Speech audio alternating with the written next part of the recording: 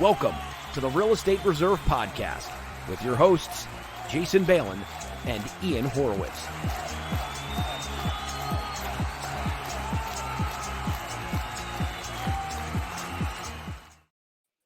Hey, how's everybody doing? What's up, man? How you doing? Good, man. Where are you? Where the heck are you? I'm always on the move. You never know where I'm going to show up. You know, we've been talking about it a lot of operator mode type stuff. I'm in technician operator mode right now. I'm over at a 76-unit apartment building that we just took management over on, and that we're eventually going to be purchasing here in the very near short future. So I am in the basement, in the maintenance man's closet. So if I lose you guys, that's why. But I'm here and excited. Damn, you're doing it all today. The technician side, the manager side, the visionary side. You got the whole E-Myth, the whole E-Myth going in one. Yeah. So here I am. I'm ready to rock and roll. So I apologize if I got bad video, but I'm here. All good. Well, we got a super exciting show today. We got Zack Bryant from Northrop Realty that's going to be hopping on in a second. Super excited to have him on. You know what I was thinking about earlier today, Ian? You know how I always start every show with I love interviewing, fill in the blank, right? Thing. Yep. That's the case with everything. I love interviewing real estate agents in general because they have such a good pulse on what's going on in the market. They're dealing with so many buyers, so many sellers, so many potential lenders, title companies, maybe even contractors. So really excited to get Zack up here in a second. So today is Monday, May the 11th. We timestamp every show. Obviously, we believe that's very important as things go on because things that we might have talked about yesterday might not be relevant today or tomorrow. So it's important that we're timestamping all of these shows. What else do we have today? Anything in particular besides the whole bunch of mess it looks like you have behind you? No. We got Zack, and I have not. I'll be honest, I have not had a chance to look up anything else that's going on. I've been grinding it out all morning, but I'm sure he'll bring up something that will spark our interest, and we'll go from there. Cool. Well, Zack's an amazing person. I've known him for a few years now, and when he hops on right now, it's impressive how he's grown. His real estate sales for over $130 million. Since he got into business in 2014. That's pretty impressive. I don't really know any other real estate agents that have done that, but let's have Zack hop on real quick and we'll go from there. What's up, man? What's up, Zack? What's up, guys? How you doing? Thanks for having me. Great. How are you? Good. So just trying to keep it going. Absolutely. So why don't we just start a little bit of background just about you and maybe how you got started in real estate in 2014. Yeah, so I was working in, corporate America. I was in the sports industry and just wanted more for myself, just more for my life, my family, opportunities, and just to enjoy what I was doing. So where I was really wasn't getting that and decided that I wanted to take a shot and just get into kind of owning my schedule, running my own business. Thought real estate was cool. Really always enjoyed houses and how they work, and kind of just took a leap of faith, quit my job, and jumped on with Craig. I've been, it was the Craig Northrop team back in 2014. I had met his son, Will, at another company and just reached out. As the first person I reached out to in the industry and kind of lucked out, hit the jackpot there. So it's been almost 6 years, right around 6 years. Exactly. No, that's great. So what would you say? Because obviously I don't know on average what a normal real estate agent does. Whatever, a transaction a month or whatever the case is. It's maybe one a month on average. Like what would you say has really helped you just catapult to where you were at, from the beginning? And obviously I'm assuming these are key principles that you follow on a regular basis to get to where you are today. Yeah. I mean, I think number one is, Jeff, just be authentic, be yourself. Don't try to put on a show. I mean, do that, but make that's who you are. Don't try to put on a front like you're somebody you're not. And, I've always held that with me and thought that, okay, if I just meet people and put myself in situations where, like open houses, I mean, it's funny because we can't do them right now. So I've definitely evolved with some things there, but open houses were my principle from day one because Craig Northrop did open houses. I mean, even when I joined, it was like he was already like a celebrity 6 years ago. And, I was like, that guy works open houses. That's crazy. Like, what is he doing? Wasting his time. Then I realized that it's actually a great way to exponentially meet people and, putting yourself in those situations where, like, when you guys do an event and you're having new investors come, they may know other people to borrow money from, but just the meeting alone puts you in a category of being able to meet with them.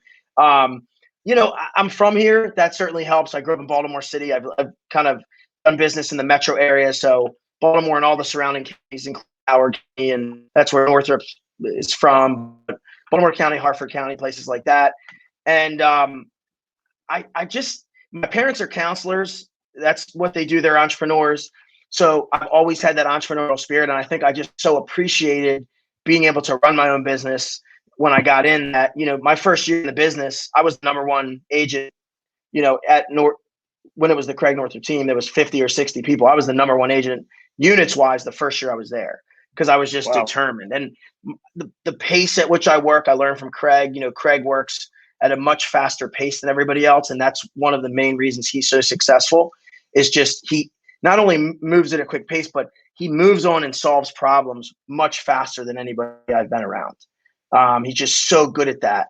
Like he almost attracts the problems to then be done with them, but they don't stick around long. Well, they don't stick around. So he doesn't ever have like drama surrounding him when you're around him. If you have a question or something that you need help with, he can give you an answer to pretty much everything in a sentence or two. And a lot of it's stuff you already knew. You just maybe didn't think to ask the right way. Well, and I think that comes back to a good coach or a good leader. They usually have an answer, and it's not that it wouldn't be beneficial if you said, "Hey, Zach, this is the answer. Go on." You know what I mean? Whereas he can get you to extract it. And when somebody extracts that information from you, it goes a long way. And I think that's really neat that you brought up all those points. What do you see as going forward? With open houses, you said that was like a great way for you to really get going. Where do you see that going from here, and the likelihood of open houses even coming back? Yeah. Well, I think the good thing is people typically don't even buy shoes online. So this whole movement of like people are going to start actually buying houses online, I'm not sold on it. I think it definitely helps weed out some houses that you might not want to look at if you have the 3D tour and whatever else it is, better access to more tools. But I think people have to go in houses. So what I think it may do is it may drive people to realtors earlier in the process because they don't have that, especially right now, they don't have that advantage of saying, you know what, I'll just go see a bunch of houses first and then I'll contact a realtor once I maybe find one I like. A lot of people take that approach. And so I think let's just talk about the rest of the year.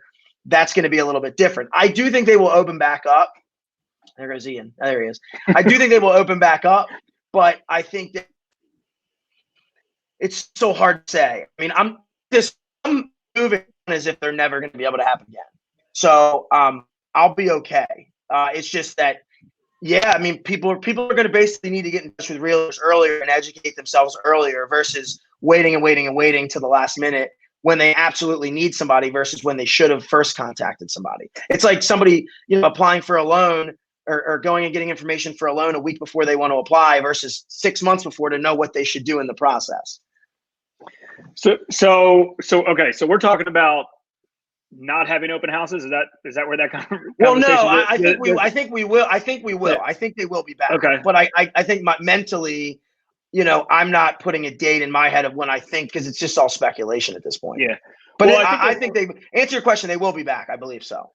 Well, I think there's so many resources, especially in that space, to change and to pivot. And one thing that, I've learned a long time ago, years ago that we somewhat practiced, and I believe that everybody gets this now, is what I believe is called the online offline blend, and how there's so much stuff that you can do online. There's so much, but then again, there's so much stuff that needs to be done offline. And then if you learn how to blend the two of them together, and inside our businesses, if we operate like that, it can just go so much further. And I think open houses is a good example of that. I think real estate in general is a good example of that, as so many people do the research on the internet. It's cheap, it's free, it's accessible. And then when the time comes of, these are the 100 houses I've looked at, these are the 3 or 5 that I really, really want.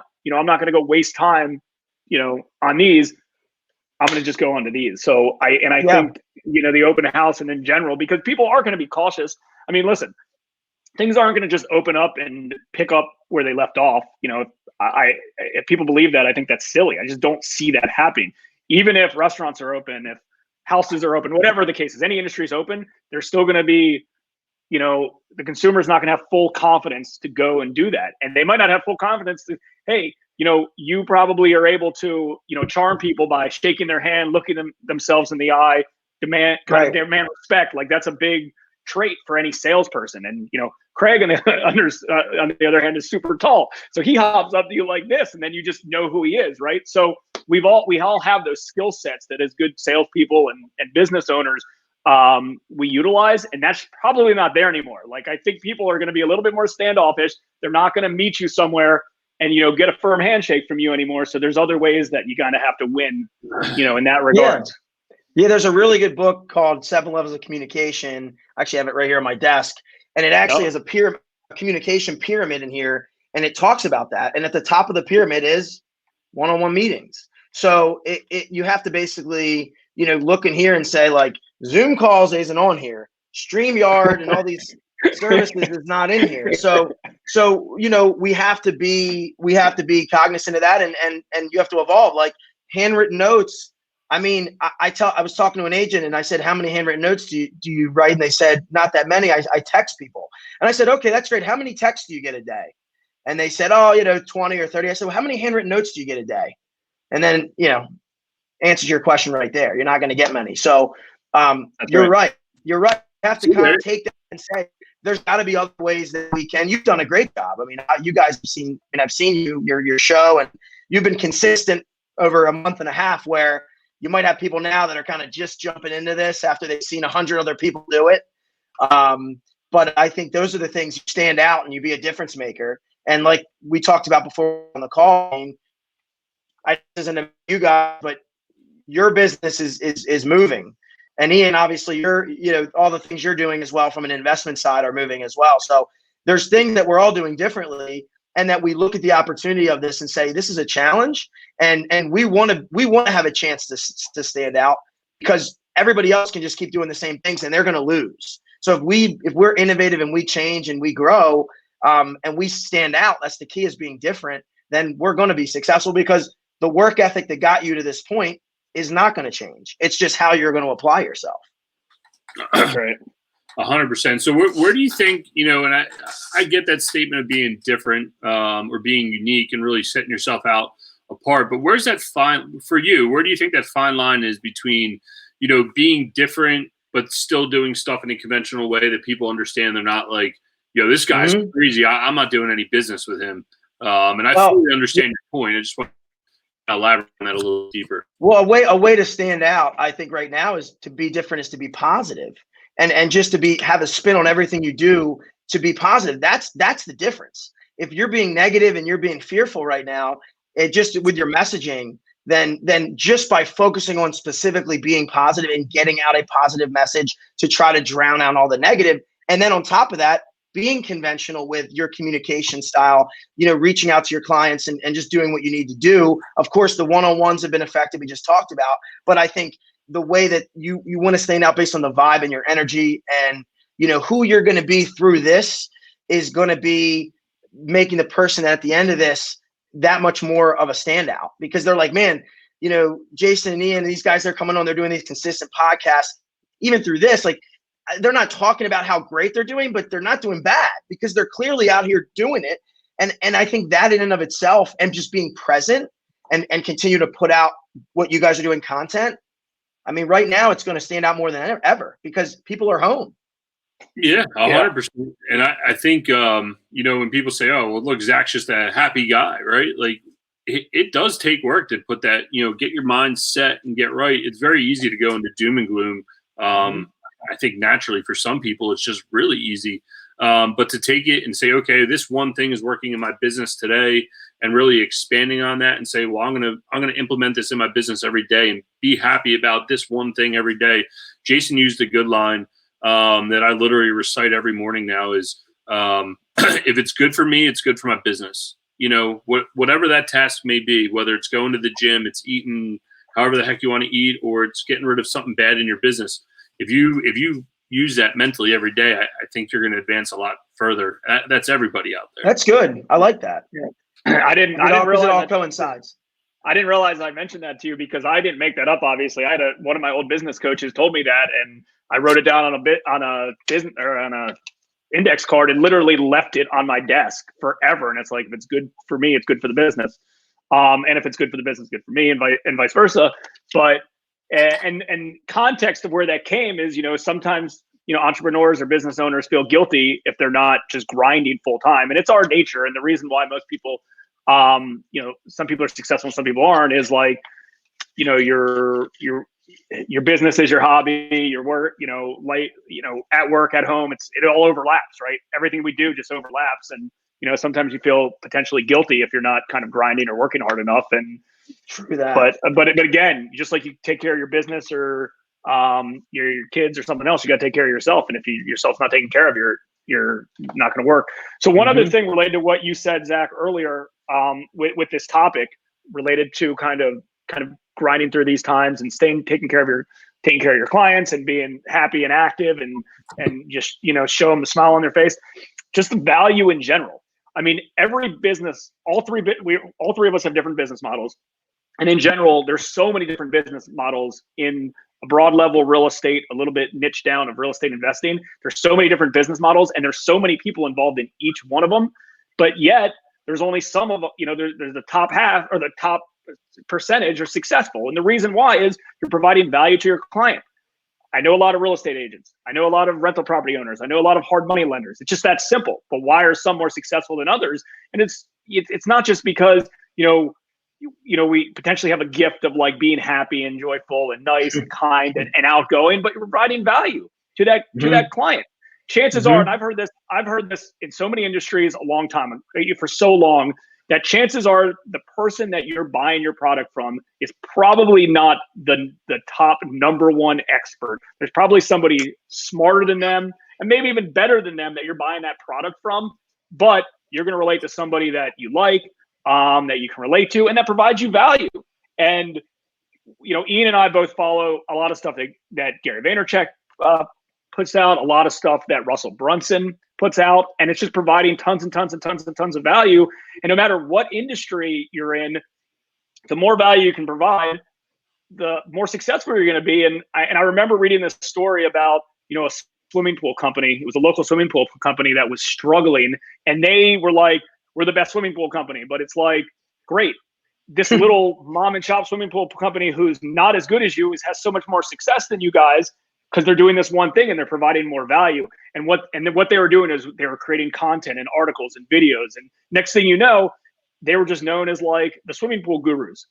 Because anytime you needed anything related to a swimming pool, you just knew that you could go on the internet and you could learn about it. And then when it was time to buy a swimming pool, you buy it from them. And again, it doesn't need to be, I don't think it needs to be videos or articles or blog. I think it's all that in general. It's just providing a ton of value with your clients. Yeah.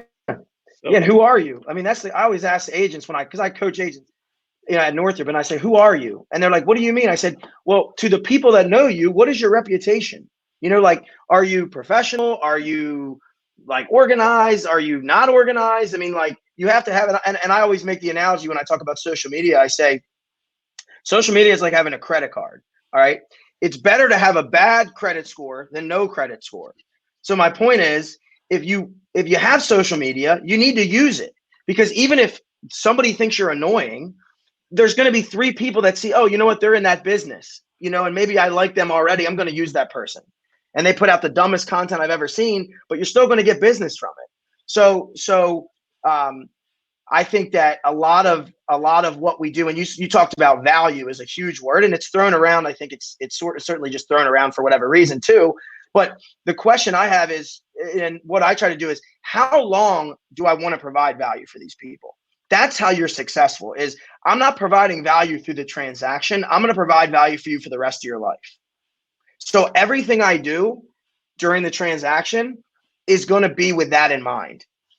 I may not be the most organized. I might not be the best negotiator. I might not have everything in line, and be the number one, but I have enough and I know where my value is down the road and what I do well, which is, good friend, good relationship builder, and someone that likes to involve other people in my life. Where I was raised was my parents were very inclusive of other people.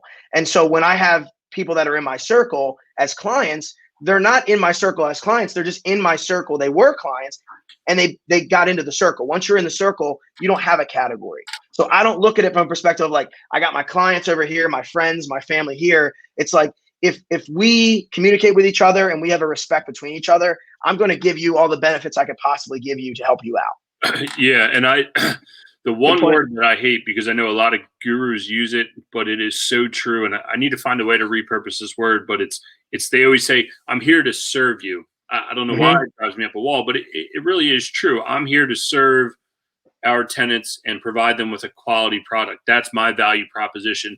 Jason's value proposition is serving people and providing them with a way to finance properties, and you're there to serve and provide a way for people to buy properties. And this is not where I thought this conversation was going to go, and I'm actually more excited about this conversation than talking about transactions. But there is something about the value ladder, right? And bringing people into your network. And this goes for any facet of real estate, whether you're fixing and flipping, you're renting houses, you're lending money, you're a real estate agent. The people that you need around you, you're providing value to your contractors, or you're providing value to your tenants, or whoever it may be. I get it. It's very easy just to go into transaction mode and say, oh, you're just a contractor. Let's keep our distance. But, it's the same thing for us. We bring those contractors in. They're a part of our family. They come up to our creek house. We go to cookouts. We have a Christmas party. Like, you're part of the family. Like, you need something, call us. We're there. And I think a lot of people lose sight of that in business. Generally speaking, whether it's real estate or any business, it doesn't matter what you're doing. People lose sight of that very quickly.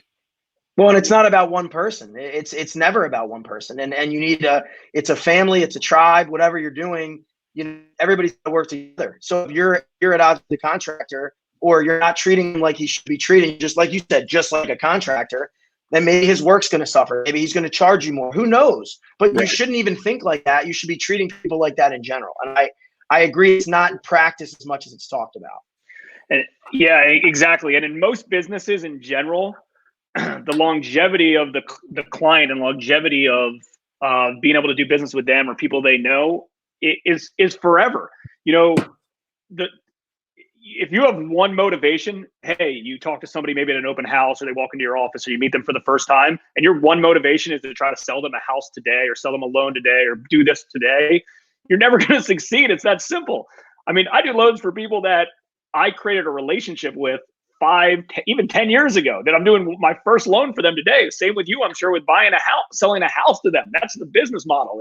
I'm going to provide you as much value if I get money in return or not in return. Like, it's that simple. You can't judge the book by its cover, and it's easy for people to judge a book by its cover. But most times, if you've been in business long enough, you get you realize real quick, the first person you judge the wrong way, that ends up failing, because all of a sudden they knew so-and-so.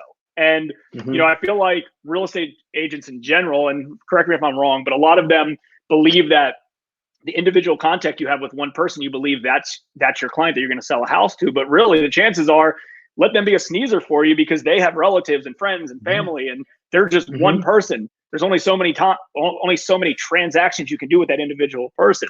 But they can spread they spread so much more. Yeah. And how do I connect to somebody that has a network that's going to connect me to more people? Right. All right. Am I allowed to say spread like the virus, or is it too soon? I'm good with it. Yeah.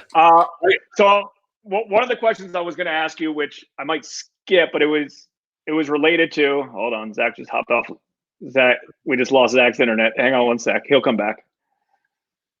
While he's coming back, I'm glad that we just didn't talk about transactional real estate, because it is super easy.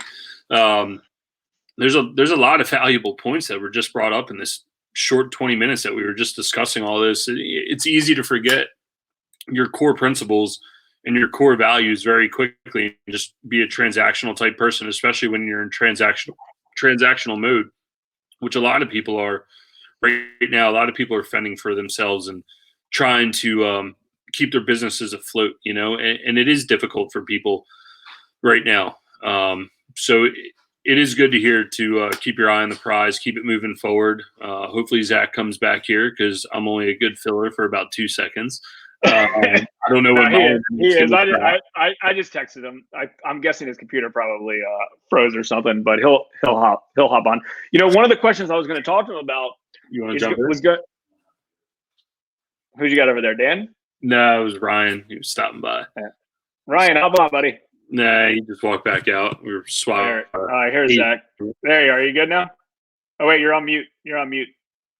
Zach, you're on mute. Take yourself off mute. There you go. You good? All right, sorry about that. Yeah, I'm good. Yeah, my computer died. I wasn't charging it.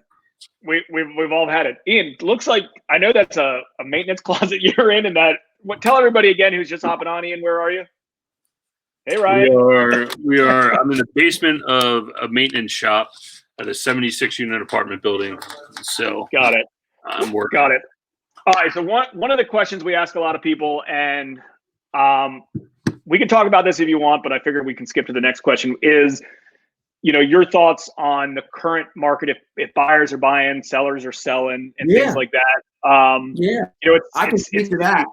Yeah, talk to that for a second. Then I got an interesting question to ask you about newer or newer real estate investor agents. But go ahead, let's talk about that for a second. So I did a search. I looked in the last 7 days. I looked at the Baltimore metro area. So Baltimore and the 5 counties surrounding it. So Anne Arundel, Carroll, Howard, Hartford, Baltimore County, Baltimore City. And it's insane. So new active listings is 45% lower than new pendings. So basically it's almost for every one new listing that comes on the market over the last 7 days, 2 go under contract.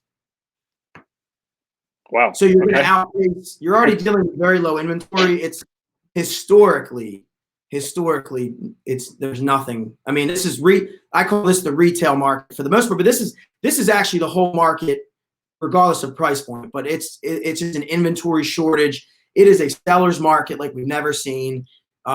Anything in the 200,000 to 500,000 range that's kind of higher up in its individual market where it's selling is getting multiple offers.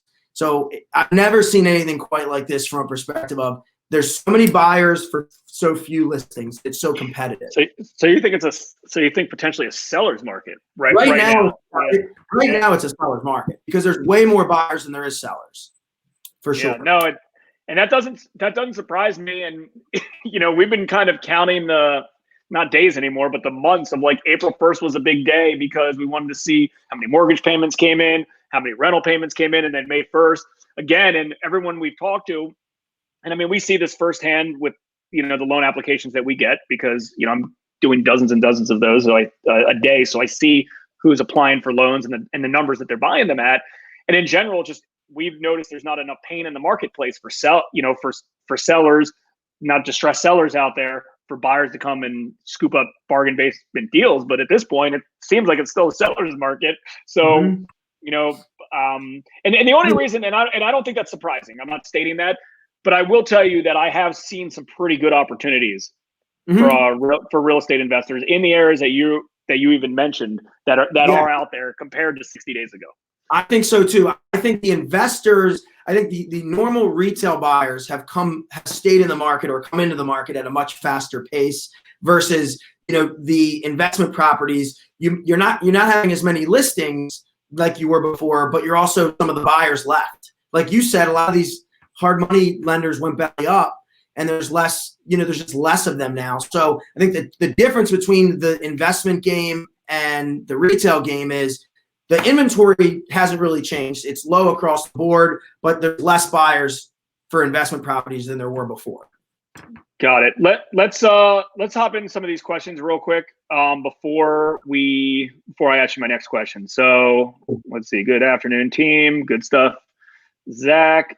All right. So here's a question from Michael.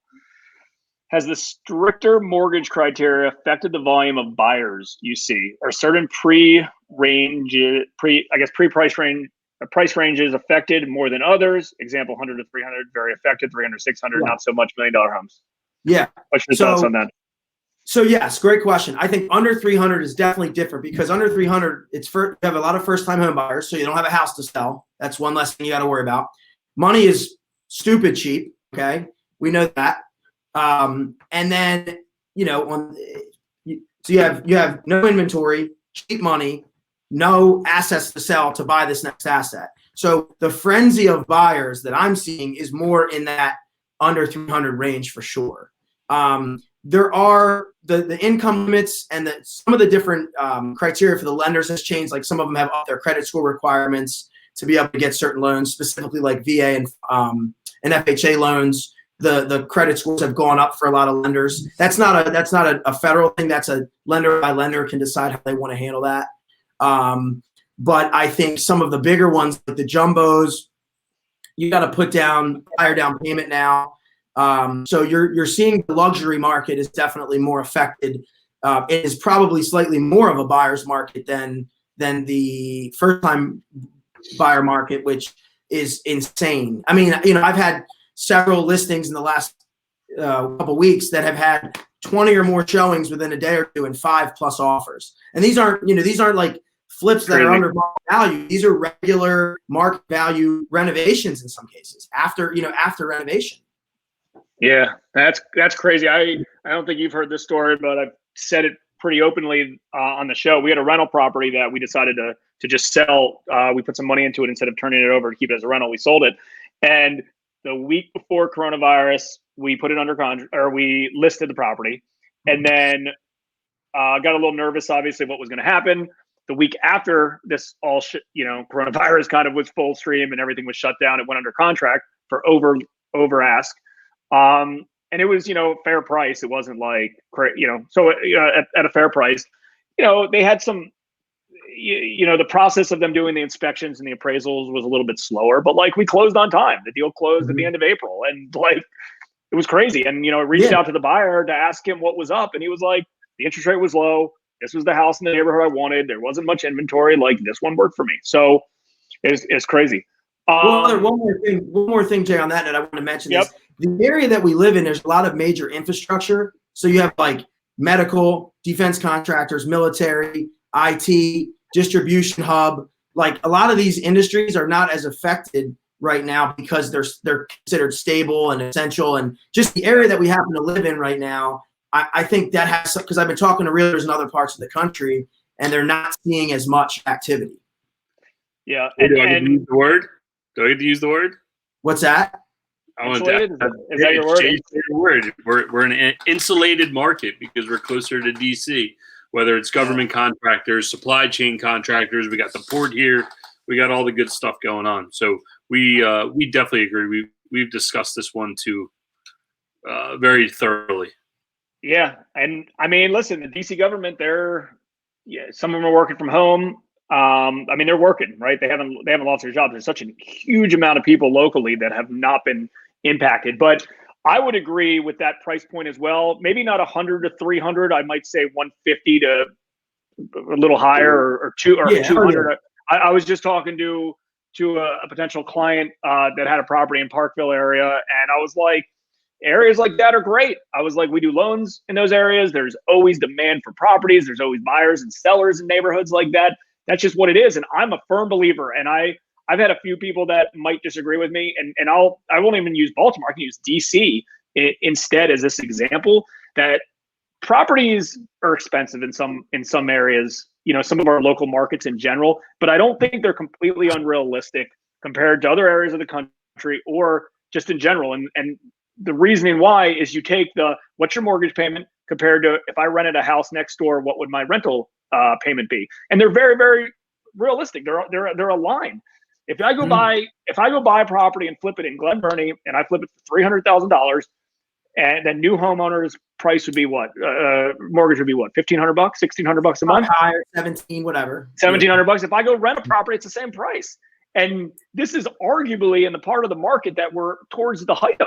That's been increasing overward. So, like, listen, if you could go rent a property for $2,000 or buy it and your mortgage would be $4,000, that's an issue.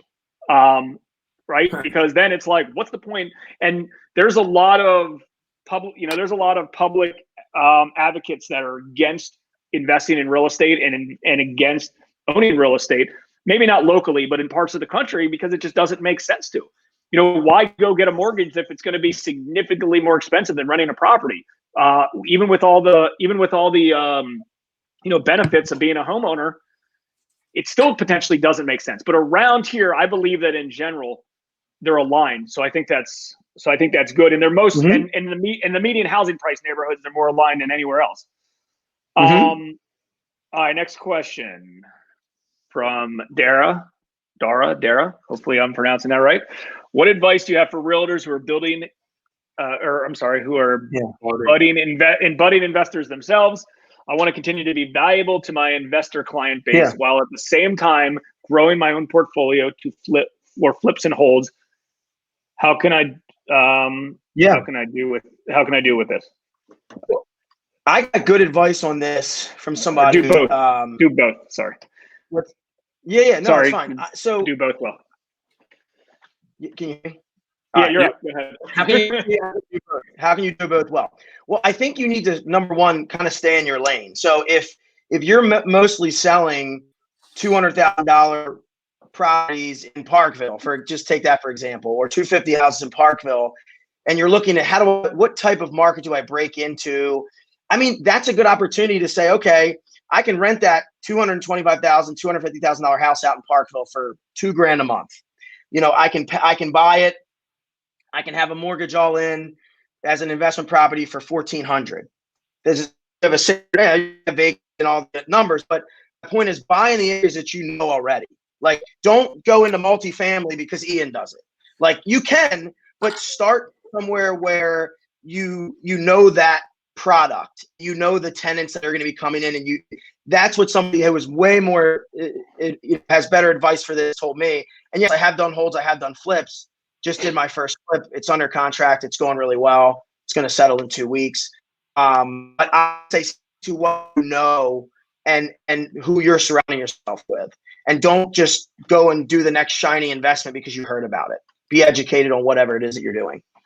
Yeah, I absolutely love this question, Dara. Me and Jason talk about all this all the time, that real estate agents should be you would think that they would be great investors, that you guys have all the market data, you understand the information very well. And Zach just brought up a very, very good point, is that operate in areas that you know, right? If you understand that area, you're going to have market knowledge better than anybody else. One, you're going to be the best realtor in that area. Number two, you'll be the best buyer and flipper in that area.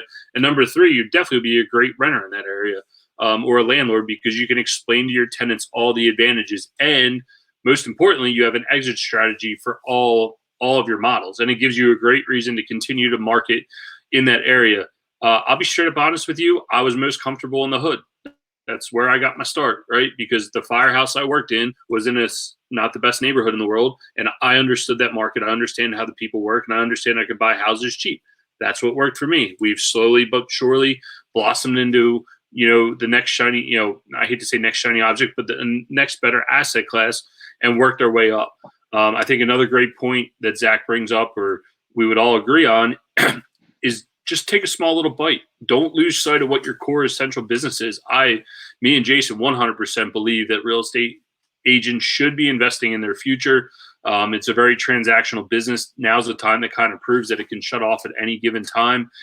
You should have some sort of passive income, but take it slowly but surely. If you normally do 4 transactions a month, and you can say, you know what, I'm going to take one of those transactions, wipe it off my books, and I'm going to just do one house for myself, and I'm still going to do 3, and I'm going to do this 3 really well, and I'm going to do 1 for myself, then do it.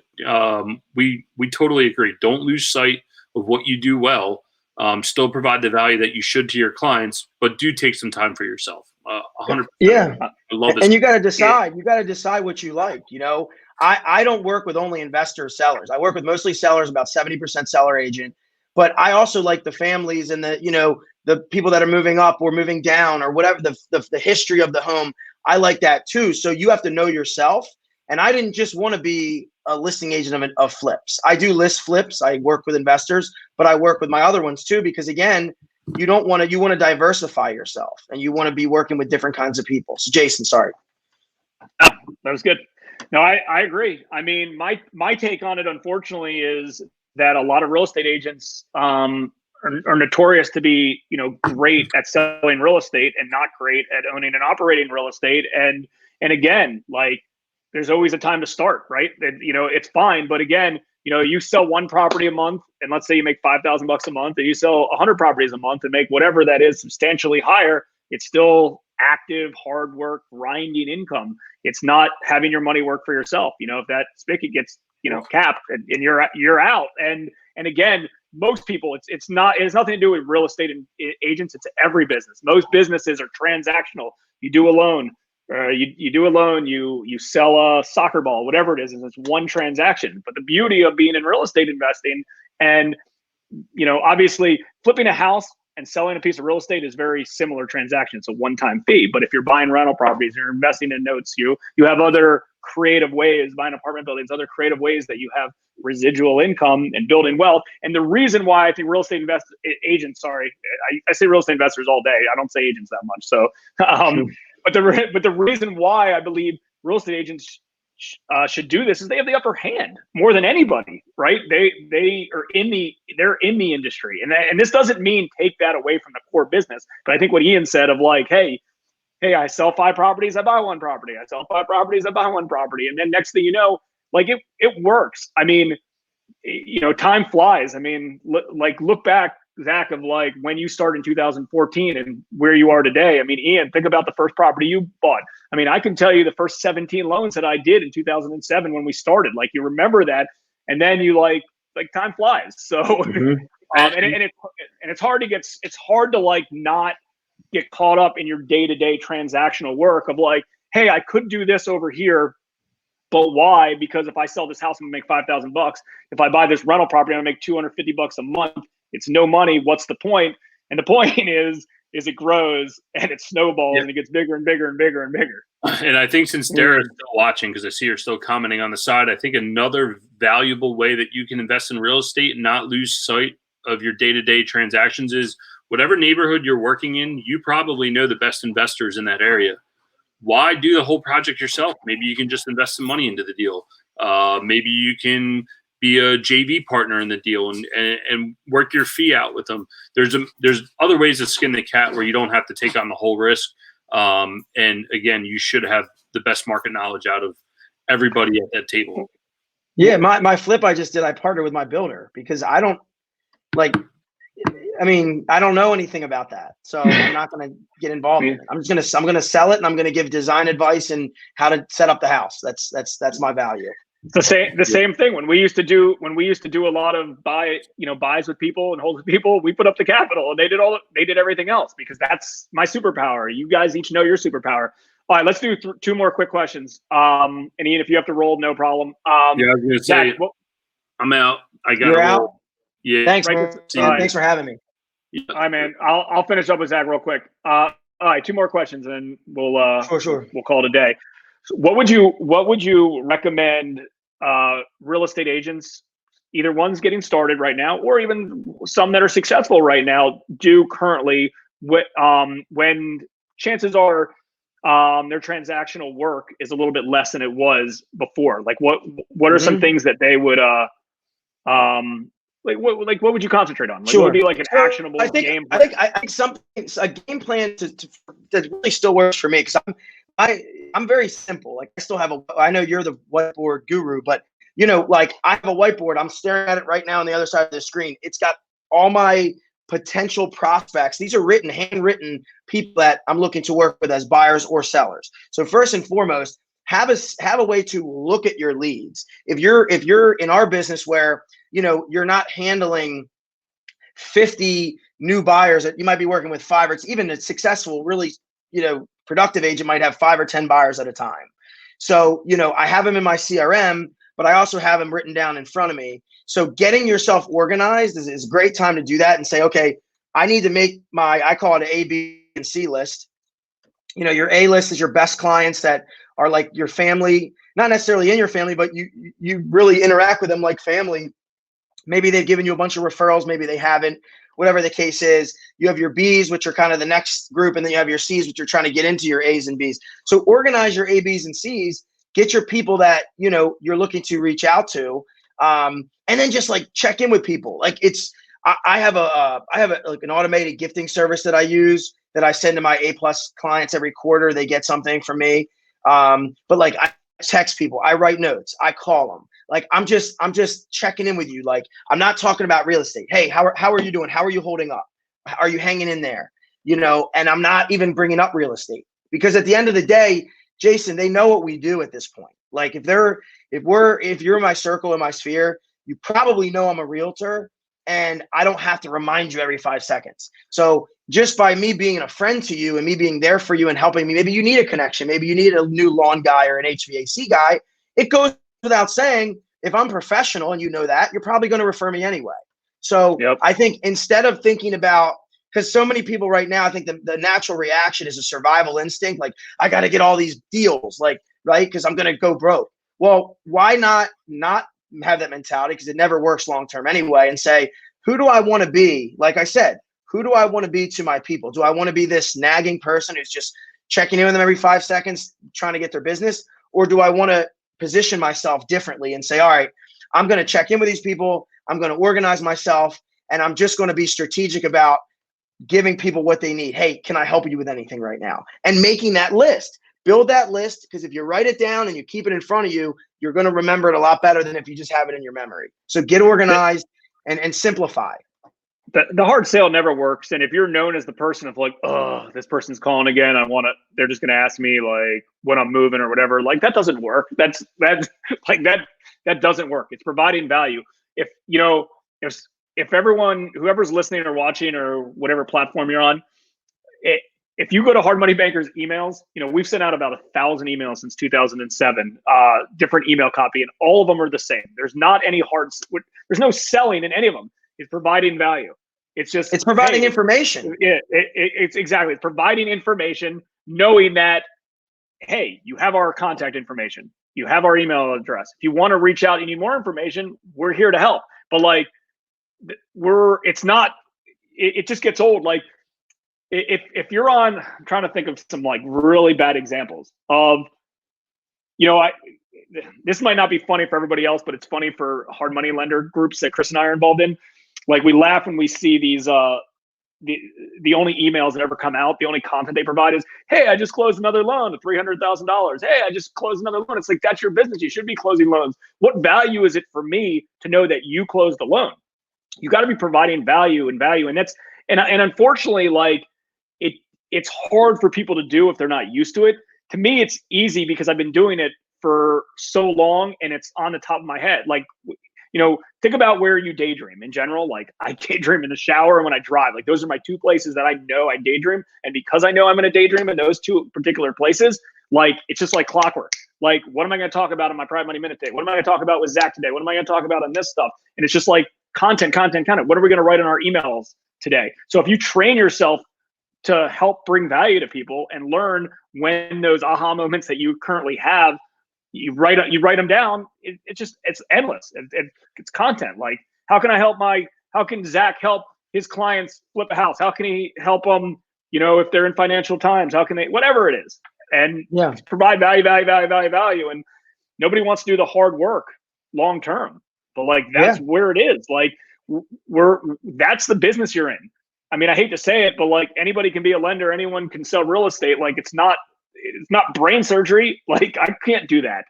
Mm-hmm. But again, I could switch, Zach and I could completely switch roles and we'd still be successful because, the key principles that we follow and everyone should follow the same things. It's just, providing value. And like, that's just what it is. But I think the thing that you guys do really well that I try to do is you attract. It's like, are you attracting business? Or are you extracting business? And what I mean is, you should be attracting it by doing the right things and adding the value versus extracting it, which is, something saying like, hey, who do you know that's looking to buy or sell? That's a aggressive, active movement. Where if I'm just really good and I put out content and people can just see it and they're like, you know what, he's actually is good. It's not him just saying that he's good. Then they're going to use you. I mean, that's just the simple way business works. So the key is find a way, like you said, to attract business by providing value. And then the hard sell doesn't even come into the picture because they want to work with you. There's no sell. There's nothing to sell. Yeah. You're not selling. And also when you work like that, then there's the social proof element, Yeah. Hey, the referral thing. Listen, if someone gives you a referral, if I pick up the phone and says, hey, you worked with so-and-so, they liked you. What's there to sell? Gold. Like, yeah, I mean, I tell people if you can't get a referral to work with you, then you're not a good agent because they're basically coming to you for you to F it up unless you don't. You know what I mean? They're already ready to use you. So those are the people that you really need to treat as gold. I mean, and not you treat everybody the same, but I mean, like, sure, people that have been referred to you statistically are better referrers of future business to you. So it's statistically, if you're looking at it from a business and a lead perspective, someone that is referred to you is a better lead than someone who isn't referred to you and is, found some other way. Exactly. And we obviously don't want to make it come off that it's super rosy. Like, it's the long play. Like, if you're in it for the short term, it's not a business. It's just not. Like, it's got to be done. So, like, right now, I hate to say it, but like, something you do today is not going to benefit you today. I mean, there are cases that could potentially happen. The work that you put in today is going to benefit you tomorrow. And that was the point of some of the stuff Zach was talking about, of things to work on right now. If you're home, if you have less transactional work, if you don't, have to go show houses right now because you can't show houses or whatever the case is, you have less time, do it. Set up your system, set up your strategies, maybe potentially make some calls to, find another mortgage broker to work with that, see what their lending products are, whatever the case is. But I mean, I'm a huge advocate of creating content for people and putting it on social and email databases. I believe that, if you use the metrics of, you take your top line revenue, right? And then you divide it by your total count of your email address, or your email list, and you figure out what that dollar sign is. That's how you know what each individual person on your email list is worth, right? So, and it could be a lot of money in that particular case, right? So we have 70,000 people on our email list that are local real estate investors in general.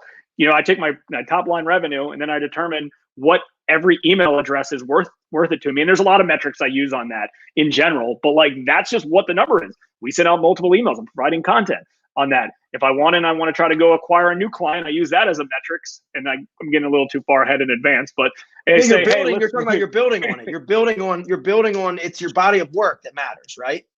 Yeah, exactly. So it's like, cool. Everyone on my email list is worth $50 to me a month, or whatever the case is. And if I want a new person, a new lead, a new email address that I don't know, that means I can spend I have to spend less than $50 a month to back it up. But like, those are just games that we play to know what the true value of the business is. So we got a little far ahead on that, but provide value. That's the goal. And measure it. And measure it is what you're saying. Provide value and measure how it's making an impact. That's exactly right. So, all right, one last question, and then you can give everybody info where to find you. Yeah. Where do you believe at least the local real estate market's going to go that you operate in? Like, if you had, whatever, if you could see into the future, next month, 6 months from now, a year, 2, 5 years from now, where do you think the market's going to go? So I think a lot of people will start to initially compare it. I wasn't in the business like you were when the market crashed. You had just gotten in, I guess, in doing what you're doing now. So it's hard to compare it to that because there's so many economic factors that are different, right? The first thing people want to say is, well, last time that happened, you had all this inflation, you had the subprime mortgages, you had all these other things at play that were really propping up the market before the crash even happened. So right now, what we were going into the market as prior to COVID was the strongest, organic market that we've ever seen. And I mean that by, year over year appreciation from the crash. We're back up to 90% where it was. You had all this inventory set to come on until the inventory increases in this area. And I'm talking, I'll start because I guess the investment side is affected a little bit second. industry, you have like the regular market and the retail market where there's no inventory. So until the inventory comes on, will you have less buyers? Well, maybe if something bad happens, but you're still going to have a lack of inventory. So the first time buyer price range for foreseeable future, I'll say the rest of the year, because I don't want to predict more than 6 months out, will be strong. I think that if we have secondary employment is affected by the long-term effects, like the 3 to 6 months after this initial wave hits, if a bunch more people lose their jobs, then that's certainly going to create an issue. But I think it depends on what the mortgage industry is going to do with their guidelines. Are they going to continue to tighten up? That's going to box buyers out.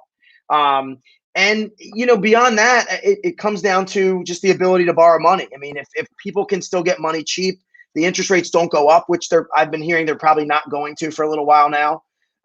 They're in the normal interest rate for like an FHA or conventional is like low 3s. Some people are getting them under 3. I mean, VA, crazy. So I think it's going to remain a seller's market for the time being. And I would hope that it'll become more of a buyer's market when people get the sellers lost confidence when this happened quicker than the buyers did. So the sellers are still kind of waiting around to see what happens. So I think if they start opening things back up in the next month or two, I think you will see more transactions, more active listings happening. But long term, I mean, Jay, it's so hard to say. I think right now you got to sit out. I mean, I'm confident in everything I'm doing, everyone I'm working with. I'm just going to keep doing my thing. So, yeah, no, I agree. And the beauty of it is you learn every day and you adapt as needed. I mean, I would guess you're probably accurate that over the summer into the fall, we're going to have like a little boom as things continue to open up and, there's more transactions kind of available. And then, the big thing is the interest rates, and who knows how long that's going to happen. And obviously the presidency will determine that as well. When the time comes. But, if interest rates go up from the low 3s to the low 4s, it's still a low interest rate, but that changes purchasing power very, very quickly. And I'm hoping that if as it happens low. And unfortunately, it doesn't always happen like that. But the writing's on the wall, and it's been on the wall. And who knows if this was just literally a speed bump and then the market goes back to where it is. That's kind of scary, I would say, because who knows? That could just been like a manipulate. I don't know. It's funky. I would guess that things are going to change, but I do believe that where we're at, as long as you're doing good, solid deals, and people can stay, investors in general can stay liquid, and kind of change as needed, and hopefully they, hopefully market stays strong, and we'll kind of see where that goes. All right, Peter.